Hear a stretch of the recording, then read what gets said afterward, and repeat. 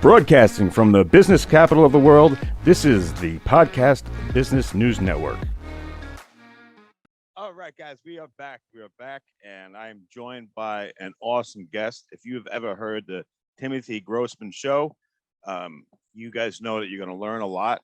And not only from this man's story, but how he's helping people with different modalities that he is an expert at. So welcome back to the show, Mr. Timothy. Thank you for having me. Awesome. So you're down in Lexington, and you have something called the Source of Wellness. Can you give us a refresher in case people never saw your show before? Yeah. The Source of Wellness is a holistic wellness company, and what we primarily focus on is the teaching and practice of Reiki, alongside of mindfulness. We also have, we do healing sound. So that incorporates Tibetan bowls, crystal bowls, but those sort of things help create an alpha state, which is where we go into meditation. I teach meditation as well as, and primarily with Reiki, because the two are so closely, I mean, they're really kind of originate from the same space. Okay. And Reiki is a Japanese method that really kind of came into recent modern existence about 100 years ago, almost on the dot, this last month. So it was the 100th anniversary of the inception of Reiki as a Japanese practice from Kawasui Sensei.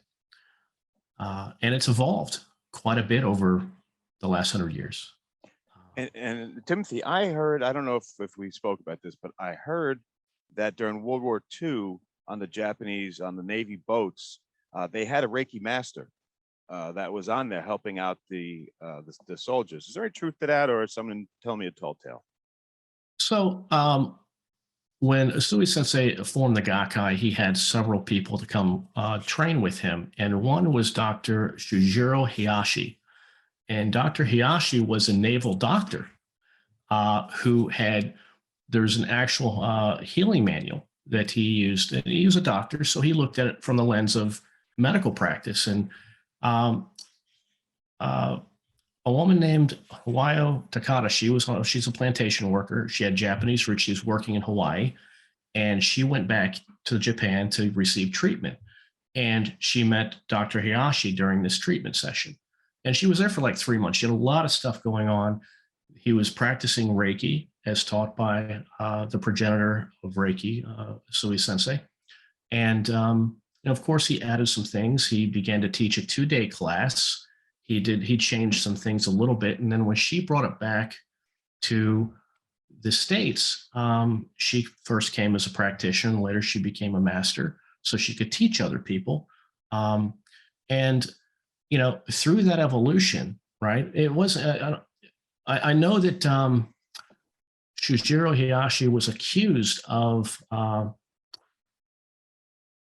like betraying the Japanese government. He was doing this stuff working with her, trying to spread Reiki, but so what he did is within the practice and the culture of the time is he basically fell on a sword. He says, I'm having an honorable death. I don't want to be dishonored. I don't want to dishonor my family. So it was kind of tragic for him, but he was really, his intentions were very benign, were very altruistic, seeing that this practice continue. And so Takada Sensei, she had went throughout the U.S. teaching people, but she had she made up a few things. She said that Mikao Usui Sensei was a Christian, and he went to a college in Chicago and some different things. And that was really because back at that time period, she didn't want people to reject the practice of Reiki. Okay. Because of the Japanese tensions. But she also, because it's a very intuitive practice, she created some additional modifications. She introduced the standard hand placements, which the hand placements are meant to move throughout the body from the head, the throat, down to the chest. And these hand placements were there really to just make sure the whole person received this treatment. And she trained 22 additional Reiki masters. She also required that each class for a master class, it was $10,000. And the reason she did that was because during that time, she wanted to preserve the respect of the practice of Reiki. And it wasn't until probably around the late 80s, early 90s, that one of her students says, well, I'm not entirely sure this $10,000 thing is a thing. So they lowered the price. And they found that they taught people for a lesser price and that it worked really well. One of the people that were taught from the Takata lineage and he was also taught from Ayakuten Inamoto, as well as Hiroshi Doi, who's currently a member of the Gakkai in Japan. So kind of all lineages branching from Asui Sensei, Takata. Me, Timothy, what's you just used a term that I'm sure our listeners don't know. He's a member of the what?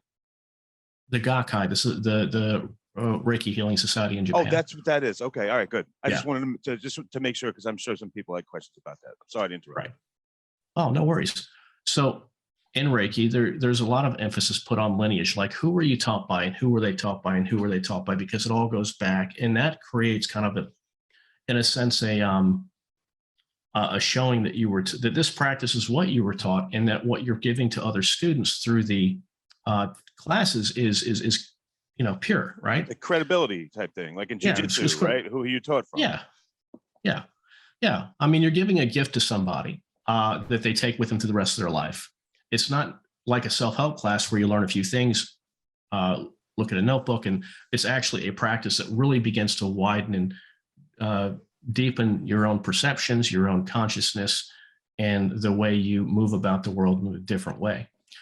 And so over time, there's been a lot of different westernizations to the original practice of Reiki. A lot of it was lost, which is not necessarily a bad thing.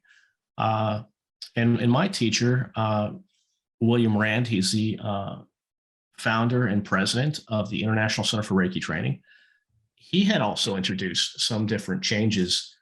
They were inspired changes. They weren't just, he just thought it up. But he introduced kind of first it was a Sui Tibetan Reiki, and then a type of Reiki called Karuna Reiki, which expanded and works on compassionate action.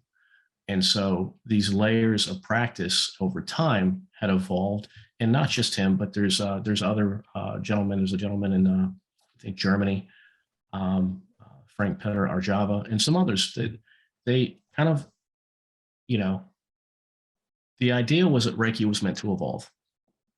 Okay. So the type of Reiki that I practice, although I study all Reiki, but primarily is called Holy Fire Reiki. And this was brought about in 2014. It wasn't expected to be taught this way, but it was taught this way. And some significant changes took place. The energy or the perception of the practitioner of what is happening within the mental, emotional, spiritual space was deeply shifted into a place where it works continuously, even when you're not thinking about it. And although all Reiki respects free will, you can't just do Reiki on somebody who doesn't want it. It doesn't work like that. Yeah, you have to be a willing participant. And you have to be, want it. And just like we have to willingly want to give up a bad habit before we start to shift in that space, right? Yes. But it heals really deeply and quickly without distress. And it also works in relationships, interactions with others. And there's a profound sense that when you worry, we talked about the precepts and not worrying, but it replaces a sense of worry with safety in a profound way. Like you'll start to go down that rabbit hole of, oh my gosh, catastrophization, and something is like pulling you back a little bit, and clarity ensues. And so it develops really healthy personality traits, and such as love of self and others, and kindness and patience and enthusiasm, trust, joy, peace, and so forth. Yeah. And it helps the person evolve because spontaneously you have this feeling of deep unconditional love. It comes just out of like nowhere. And we all have pain, and we all have insecurities, and we all put on these faces to show up in the world. But deep inside, it's something different. I put that in my commercial. I talked about that. And then, so it has a lot of qualities, and it's perceived by Reiki masters in pretty profound ways. And we've seen it shift the healing process of trauma, pain, insecurity, all of the human things that we have to go through in life. It tends to bring that to a greater space of peace. And so in 2014, the Holy Fire Reiki was introduced. It was then upgraded in 2018, again to teach online in 2020.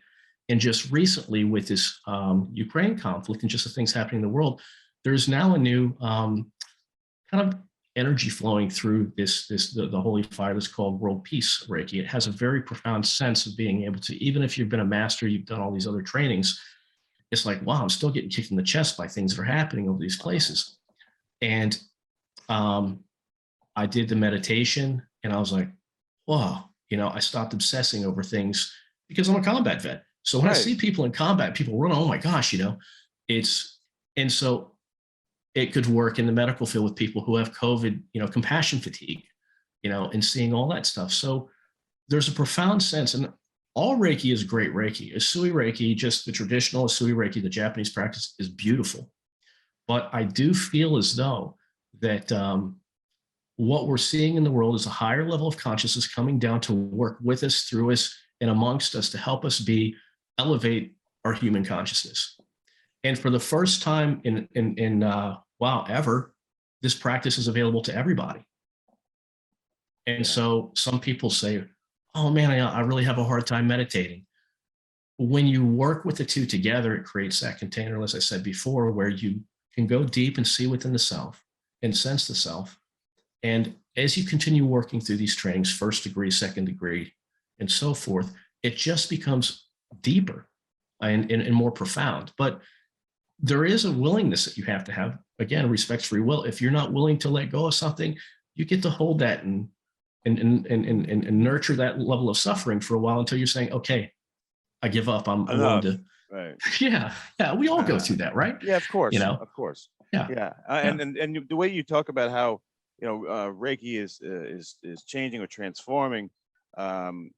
Again, I'm not sure if we talked about it, but I know for a fact now here, I believe I think all over the place, but definitely in New York, where they're bringing a Reiki master in to help people before and after their operations, post and pre-operations, to use that work on them. Is that part of this transition? Is it becoming more accepted? Maybe that's what I'm getting at.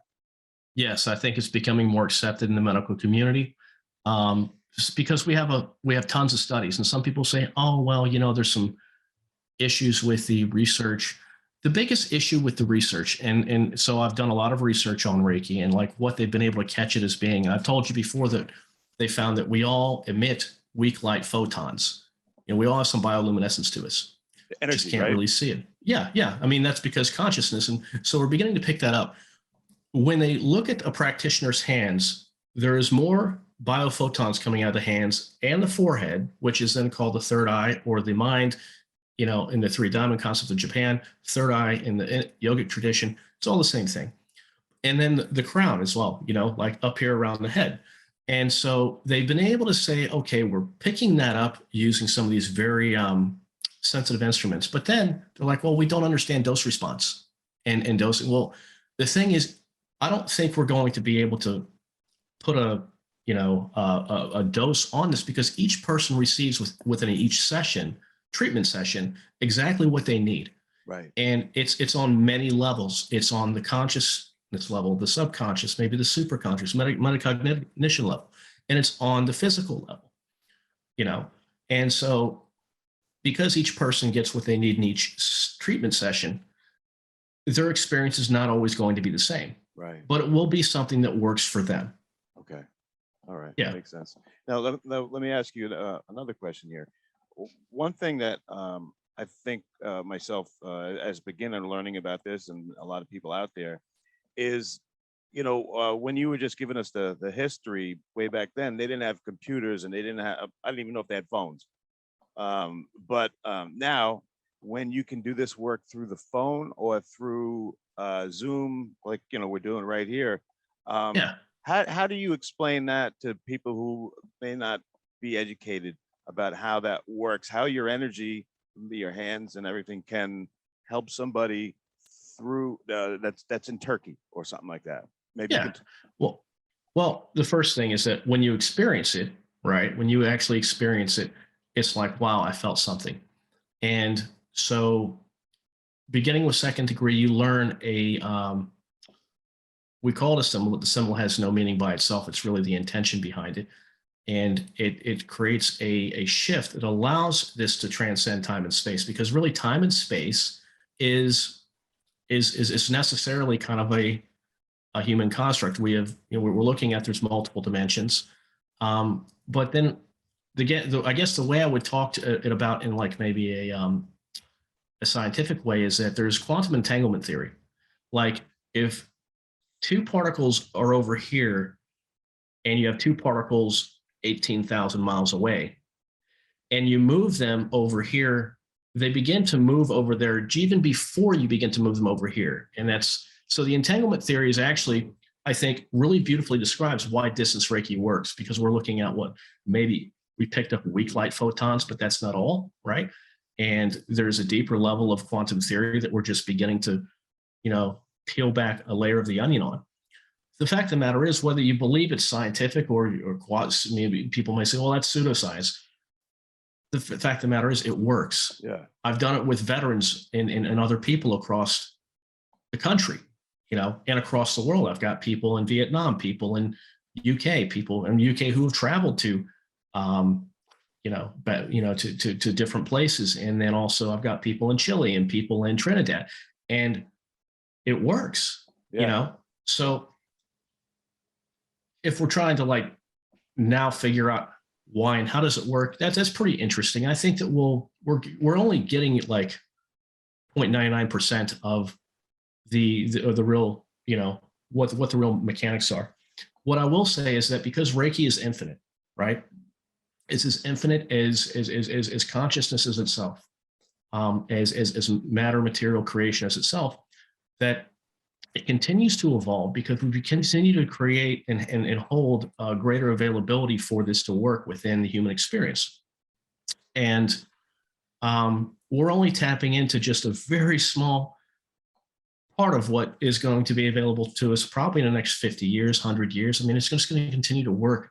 And the beautiful thing about it is that there's the idea, well, that we, there's the approach, well, what about Neuralink and these things?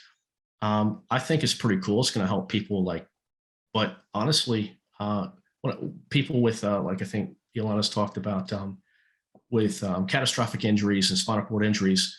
But I think when we're looking at how do we elevate ourselves, how do we elevate the way we live, walk through life, deal with things, these practices are an organic, very natural way of expanding one's ability to show up in the world. Even with really crappy, difficult situations, trauma, pain, insecurity, relational issues, it will help us move towards a higher level of peace, and through that, a higher level of health. And why? Because the cortisol, norepinephrine cascade is destructive in the body. The stress response is destructive in the body, and that creates illness, and it creates multisystemic illness. So the healthier we keep ourselves within the mind, and the healthier we keep ourselves within our own practice, it doesn't mean that we're not going to get old. We don't get a pass on that. We don't get a pass on people dying. We don't get a pass on having to choose how we show up in each space. But I think it creates a lot of it creates a lot of latitude towards that end. Well said. Well said. Hey, let me go, because I know there's a lot of people that always have questions for you. So let's go to the audience. Mr. Producer, what do you have for Mr. Timothy Grossman on the instant feedback? We have Nicole in Phoenix, and she wants to know, are there still more types of Reiki out there that haven't been discovered yet? I think that's a great question, and I think there probably is. And as we become consciously more aligned with this, as the public, as people become consciously more, I guess, guided towards this type of practice, it's going to open up. And we don't know how or why or what the end result is going to be, but I think it's going to be a good thing, because it's coming from a beautiful place. Right. And it's not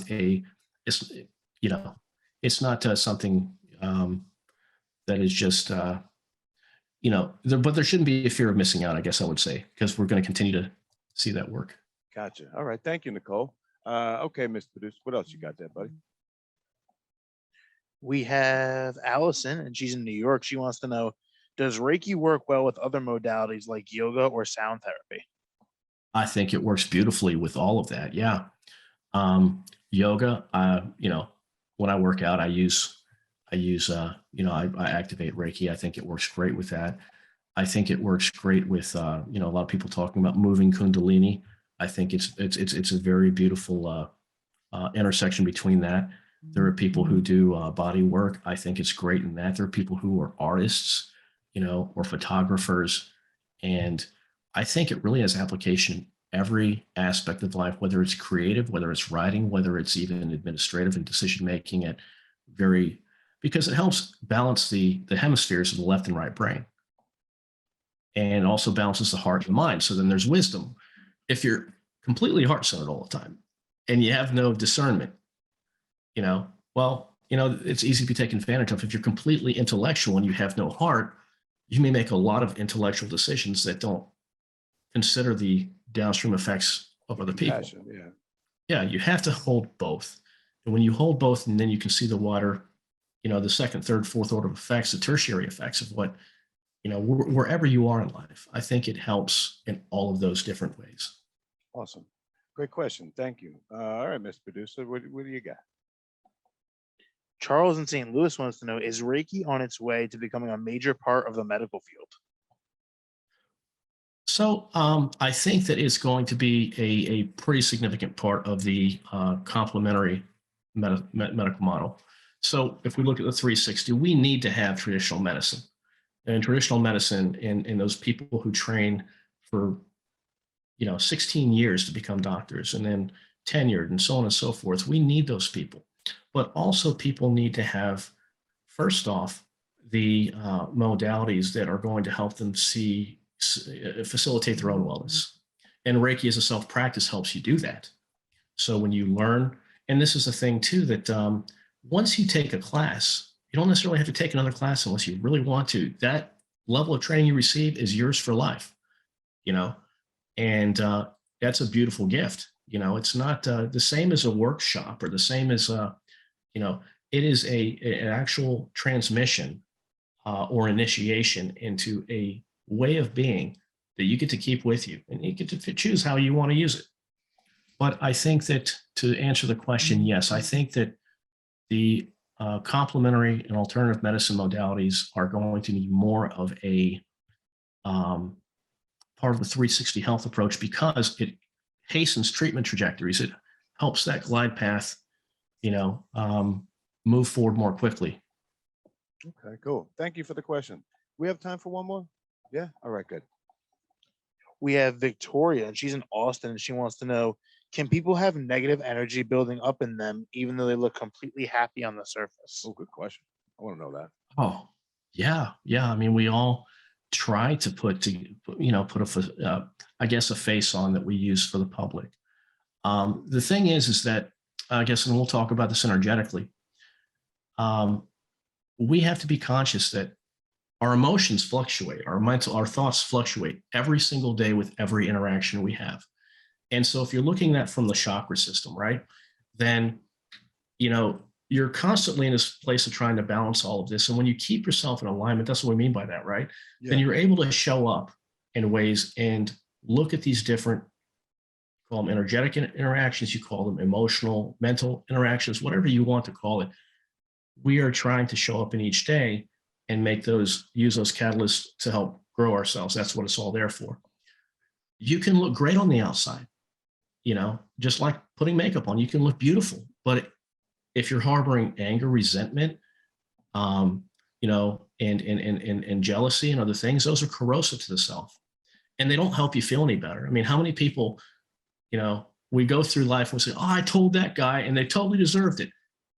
And as you're saying it, you want someone else to validate you. Right. I mean, you're almost like, yeah, I want to be validated because I know in some level that, man, that was kind of crappy, because you don't just hurt the other person, you hurt yourself. Yeah. And on a deep level, we feel it in the heart, man, I know I felt completely justified in doing that thing, but damn, I feel bad about it. And I don't know why. And I shouldn't feel bad because I should feel justified, but there's something telling you on a very, very subtle level, there's a different way to deal with that.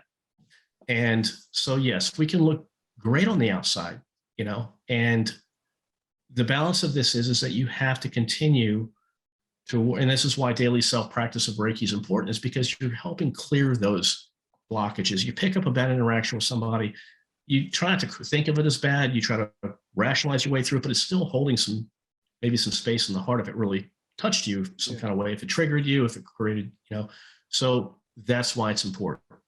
Great. And that's why I talked about, that's why I talked about clearing from the get-go a couple of weeks ago. Right.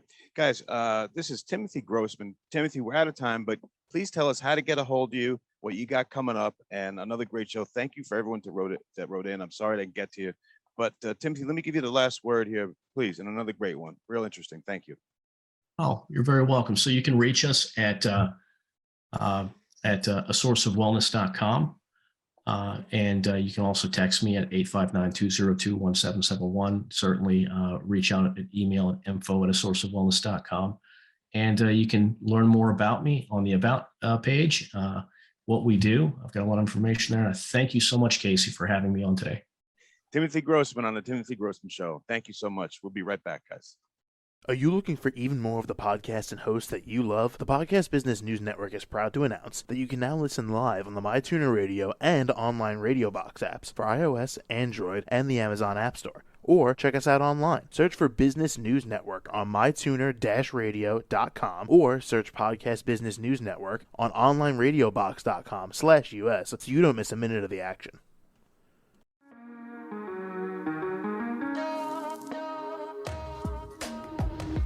Broadcasting from the business capital of the world, this is the Podcast Business News Network. For nearly 2,000 severely injured veterans, everyday life has become filled with barriers. Day-to-day simple tasks can become pretty daunting. I have to carry my chair up 2 flights of steps or have somebody do it for me. What scares me the most is just the falling. When I'm struggling with my house, I think, to have that one great barrier just knocked down, it's crucial. Home for Our Troops is a wonderful nonprofit that builds a mortgage-free, fully adaptive, handicap-accessible house. And there's no catch. It'll be our very first home that we've ever owned. This is a game changer. This is where your life begins again. We need you to join us in completing this important mission. Please visit hfotusa.org and help build homes and rebuild lives. Because of you, everything's going to be okay.